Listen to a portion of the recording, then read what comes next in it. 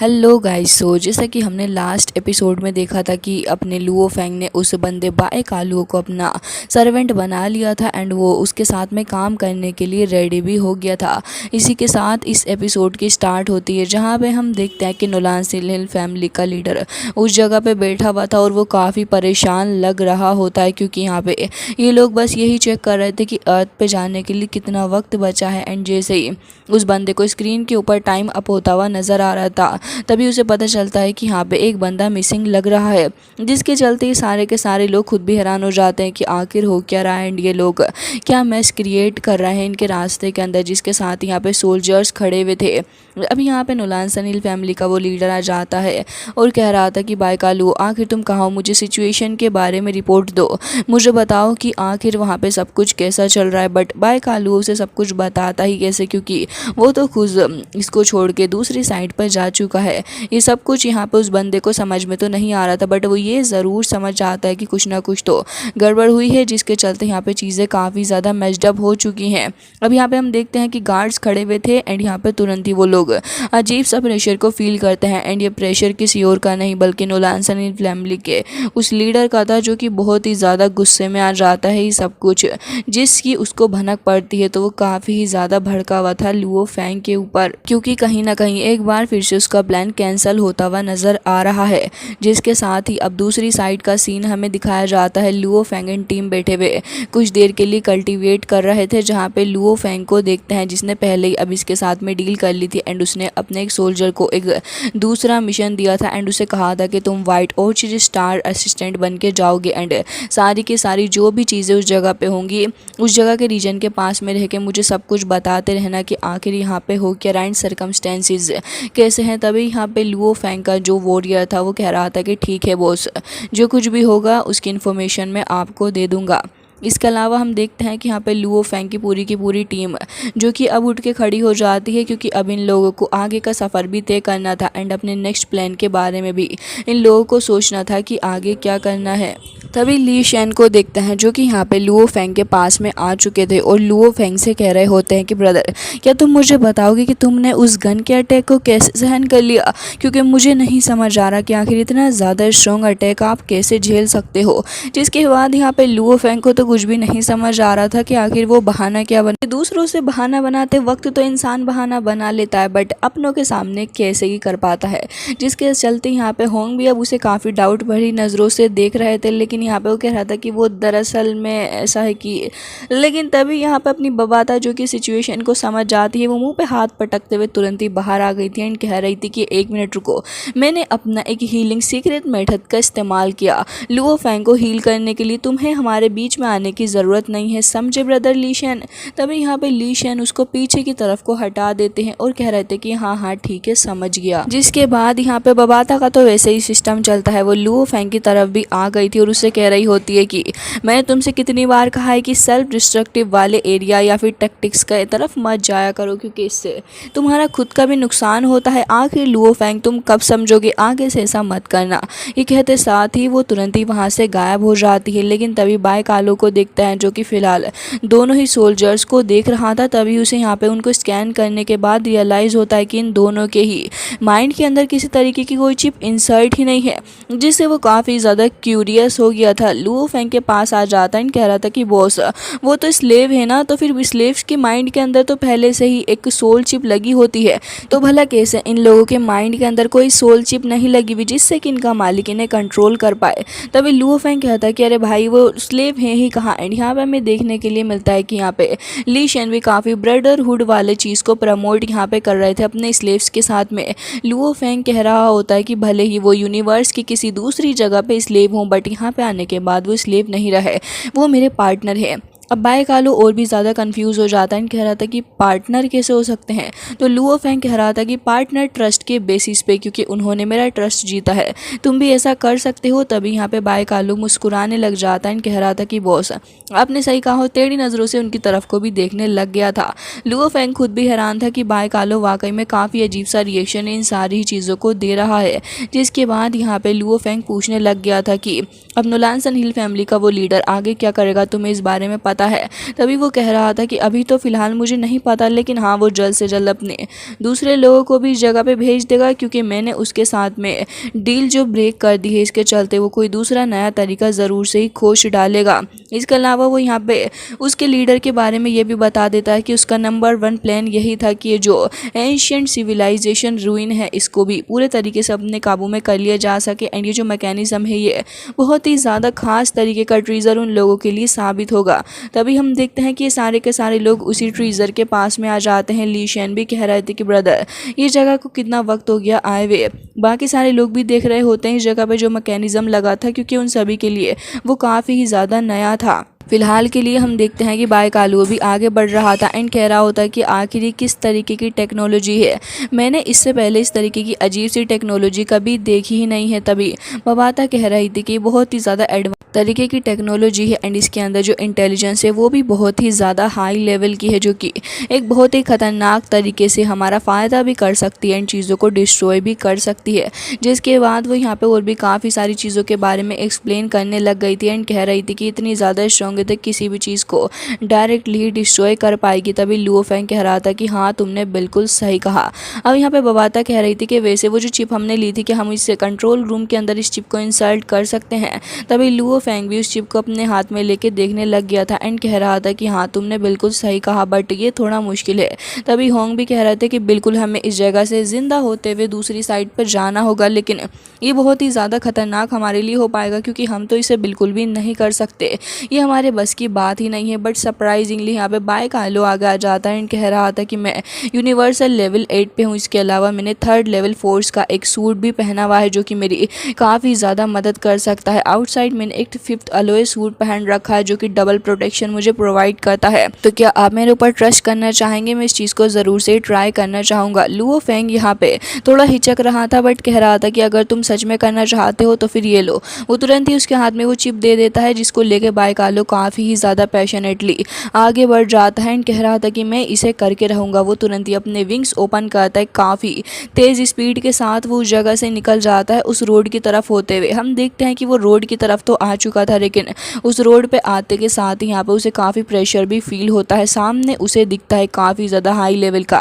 Spaceship mechanism, जो कि कह रहा था कि अच्छा, इसका मतलब यही इसकी मेन बॉडी है। हमें देखने के लिए मिलता है चारों ही साइड से उसका लुक, जो कि देखने में एक हाई लेवल की एनर्जी के साथ में मिला जुला था। और उसके बाद ही हम देखते हैं कि यहाँ पे फाइनली जाके बायकालू काफ़ी ही ज़्यादा आगे भी आ जाता है एंड यहाँ पे हमें देखने के लिए मिलता है कि काफ़ी सारी हाई लेवल की एनर्जी भी इस जगह पे मौजूद थी एंड कुछ अजीब तरीके की रेड लेज़र इस जगह पे एक्टिवेट हो जाती है, जिसे देख के बायकालू थोड़ा घबरा जाता है एंड कह रहा था कि आखिर ये क्या चीज़ है। वो तुरंत ही थोड़ा साइड में हो जाता है, लेकिन यहाँ पे वो जो एनर्जी थी काफ़ी तेज़ी के साथ आगे बढ़ रही थी। वो लेज़र एनर्जी उसके ऊपर इतनी स्पीड से अटैक करती है, बट बायकालू काफ़ी ज़्यादा फास्ट था। वो उस एनर्जी से भी ज़्यादा तेज़ी से उस जगह से निकल के दूसरी साइड पर चला जाता है, लेकिन जैसे जैसे आगे बढ़ता जा रहा था वैसे वैसे उसकी तरफ वो इतनी ज़्यादा पावरफुल फ्लैश आगे बढ़ रही थी कि उसका आगे बढ़ना ही मुश्किल हो जाता है। बट हमें यहाँ पे देखने के लिए मिलता है बायकालू की ट्रू स्ट्रेंथ, बहुत ही ज़्यादा ग्रेसफुली वो आगे बढ़ रहा था एंड देखने में एक काफ़ी शानदार सीन ये नज़र आता है, जहाँ पे हर तरफ से लेज़र उसके ऊपर अटैक कर रही थी, बट सामने से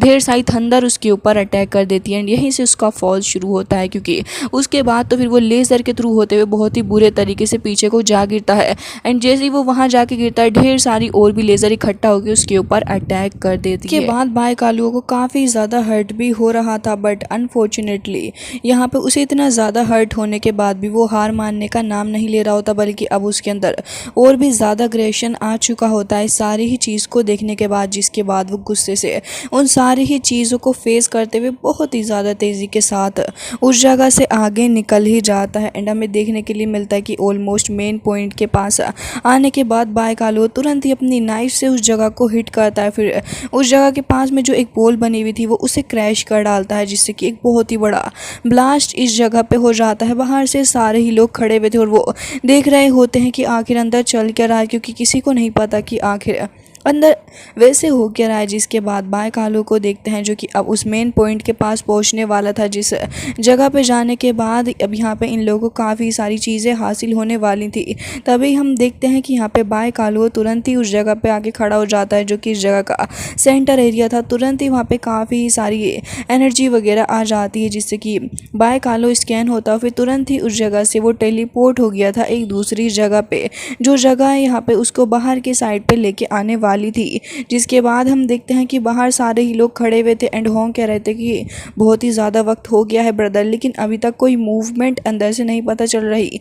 बट हम देखते हैं कि स्क्रीन पे बाइक आलू तुरंत ही अपीयर होता है एंड कह रहा था कि बॉस टास्क पूरा हो चुका है, जिसके चलते सारे ही लोग बहुत ही ज़्यादा खुश थे। और अब बारी थी यहाँ पे बबाता की, जो कि कह रही थी कि बहुत ही बढ़िया और अब देखो मैं क्या काम करती हूँ।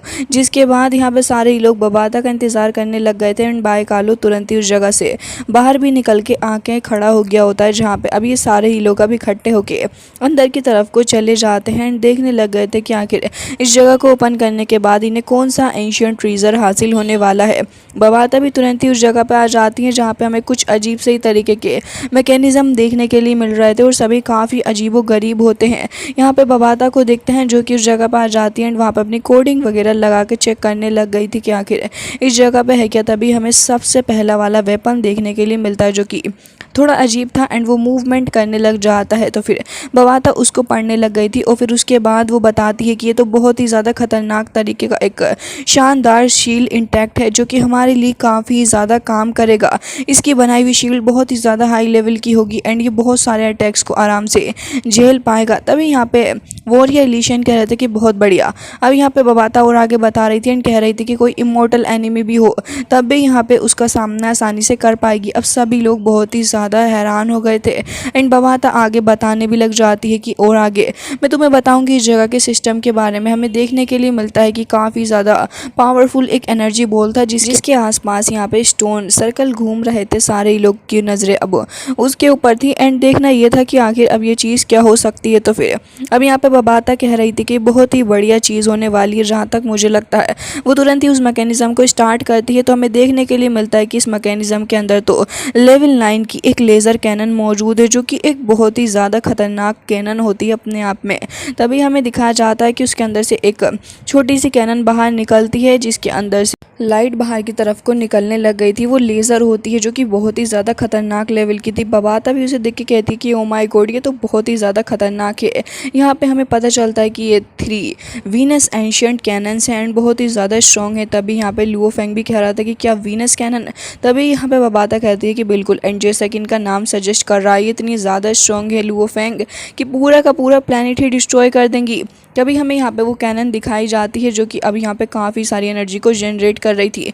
कुछ ही सेकंड्स के अंदर इमेंस अमाउंट में एनर्जी को जनरेट कर लेती है और फिर उसके बाद जैसे ही वो कैनन एक प्लेनेट को हिट करती है तो हमें देखने के लिए मिलता है कि वहाँ पे तुरंत ही डिस्ट्रॉय हो चुका था, जो कि अपने आप में एक बहुत ही ज़्यादा खतरनाक बात थी। मतलब कि ये जो ट्रीज़र उनके हाथ में लगा है वाकई में ट्रीज़र कहलाने के लायक है। बबाता कह रही थी कि दोस्तों अब तो हमारी चांदी ही चांदी हो चुकी है, अब हम राज करेंगे।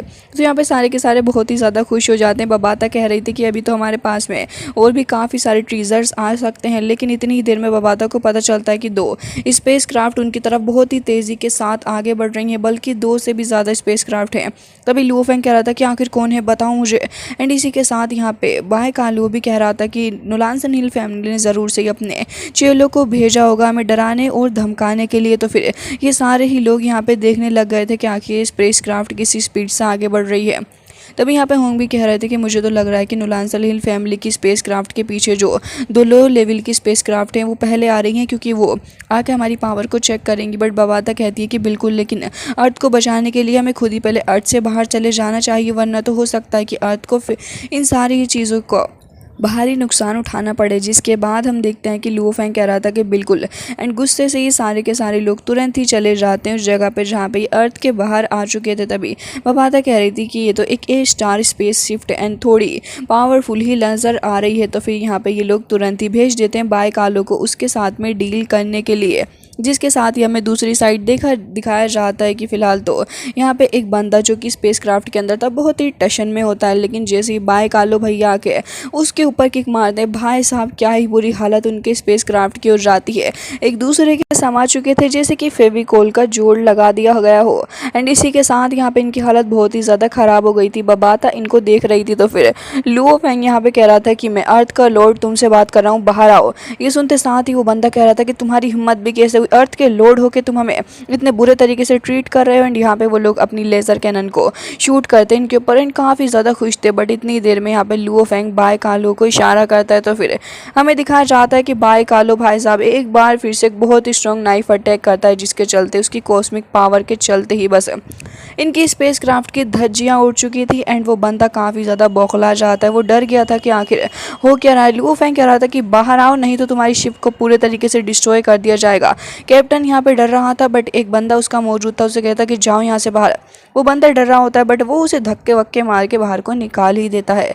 जिसके बाद वो बंदा हाथ पैर जोड़ने लग गया था एंड कह रहा था कि हम लोग ब्लैक ड्रैगन माउंटेन एम्पायर से आए हैं, प्लीज़ हमें माफ़ कर दीजिए, मैं नहीं पता था कि आपके साथ तक कुछ हो जाएगा। एंड इसी के साथ यहाँ पे लुओ फेंग कह रहा था कि मैं सनफू माउंटेन से भी बिलोंग करता हूँ एंड अर्थ का लॉर्ड भी हूँ, तो अगर तुमने आगे से इसे ड्रामा करने की कोशिश की तो याद रखना कि मैं एंड सन माउंटेन दोनों ही तुम्हारे ऊपर काफ़ी ही सारे अटैक करेंगे। एंड हो सकता है कि यहाँ पे बहुत ही बुरे तरीके से तुम्हारे ऊपर अटैक भी हो। जिसके बाद हमें देखने के लिए मिलता है कि यहाँ पे बहुत ही बुरे तरीके से वो लोग डर गए थे। एंड इसके बाद यहाँ पे ये लोग काफ़ी ज़्यादा घबरा भी जाते हैं एंड कह रहे थे कि आखिर ऐसा क्यों लग रहा है कि ये लोग हमारे लिए फ्यूचर में प्रॉब्लम खड़ी कर देंगे। एंड इतनी ही देर में वो स्पिरिचुअल मास्टर भी आ जाता है और कह रहा था कि बिल्कुल ये लोग प्रॉब्लम कोज नहीं करेंगे, लेकिन हाँ जब ये जाके 4 लोग को बताएंगे तो अटेंशन ज़रूर से ही हमारे ऊपर ड्रॉ होगी। तभी बबाता कह रही थी कि बिल्कुल, लेकिन तुम हमारे बीच में मत बोलो, जब तुम यहाँ पे ली शैन की मदद ही नहीं कर रहे, ज़रा उसके लेवल्स बढ़ा दो, उसकी मदद कर दो। तो स्पिरिचुअल मास्टर कह रहा था कि लेवल बढ़ाने का बस एक ही तरीका है, वो प्रैक्टिस प्रैक्टिस एंड प्रैक्टिस। जिसके बाद तो बबाता को गुस्सा आ जाता है, दोनों ही आपस में सिर टकराने लग गए थे। लुओ फेंग भी सोच रहा था कि आखिर यहाँ पे हो क्या रहा है, बट इतनी ही देर में हम देखते हैं कि यहाँ पे वो दूसरा वाला एलियन बंदा वो यहाँ पे सामान को कलेक्ट करने की कोशिश कर रहा था, चेक कर रहा होता कि आखिर यहाँ पे है क्या। तो यहाँ पे हम देखते हैं कि फ़िलहाल तो एक चिप हमें देखने के लिए मिल जाती है जो कि तुरंत ही लुओ फेंग के हाथ में आ गई थी। लुओ फेंग अब उसे स्कैन करने लग गया था एंड सोच रहा होता है कि आखिर ये चीज़ है क्या। तभी बबाता कह रही थी कि मेरे पास में एक सॉल्यूशन है। एंड गाइस इसी के साथ आज का एपिसोड हो जाता है एंड आई रियली होप कि आप ये एपिसोड पसंद आया होगा। मिलते हैं नेक्स्ट वीडियो में, तब तक के लिए bye bye, take care of yourself.